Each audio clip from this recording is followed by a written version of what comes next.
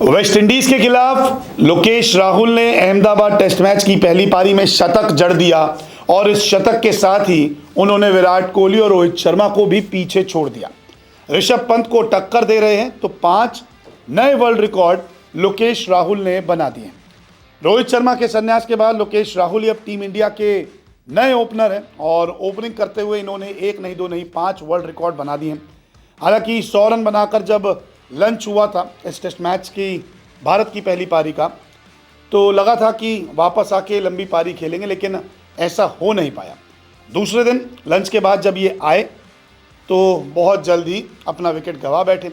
हालांकि 100 रन की पारी इनके लिए यादगार बन गई है क्योंककि इन्होंने कई सारे रिकॉर्ड तोड़ दिए हैं, कुछ नए कीर्तिमान बना दिए। दरअसल भारत में शतक का सूखा जो है वो खत्म हो चुका है इनका। 2016 में 199 रनों की पारी खेली थी, उसके बाद लगभग 9 साल हो गए हैं लोकेश राहुल शतक नहीं लगा पाए थे भारतीय ज़मीन पर, लेकिन अब उन्होंने 3211 दिनों के अंतर में इनका पहला और दूसरा शतक अब आ चुका है। भारतीय बैटर द्वारा ये सबसे बड़ा गैप है। अश्विन ने 2013 में पहला शतक लगाया था और आखिरी शतक 2021 में लगाया था, ये गैप था, तब उनका गैप था 2655 दिनों का।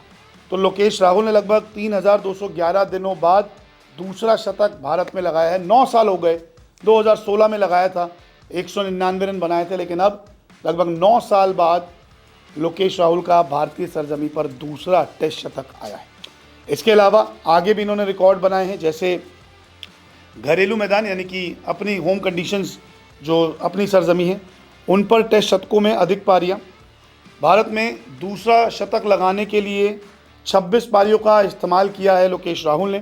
आर अश्विन 36 पारियों का इस्तेमाल कर चुके थे, सैयद किरमानी 32, चंदू बोर्डे 27, संजय मांजरेकर, पॉली उमरेगर, कपिल देव राणे की 26 पारियां हैं। तो यहाँ पे भी जो है 26 पारियां लगी इन्हें भारत में ही दूसरा शतक लगाने के लिए।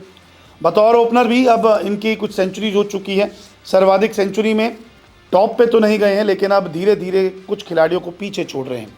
बतौर ओपनर सर्वाधिक शतक लगाने वाले ये चौथे नंबर के खिलाड़ी बन गए हैं। रोहित और गौतम गंभीर को पीछे छोड़ दिया है क्योंकि टेस्ट में रोहित गंभीर के 9 टेस्ट शतक थे। राहुल के नाम 10 शतक हो चुके हैं, मुरली विजय के नाम 12 हैं, वीरेंद्र सहवाग के नाम 22 शतक और सुनील गावस्कर के नाम 33 शतक। तो यहाँ पर अब रोहित और गौतम गंभीर को पीछे छोड़ दिया है 1 शतक लगाते ही, जो भारत में इनका दूसरा शतक है।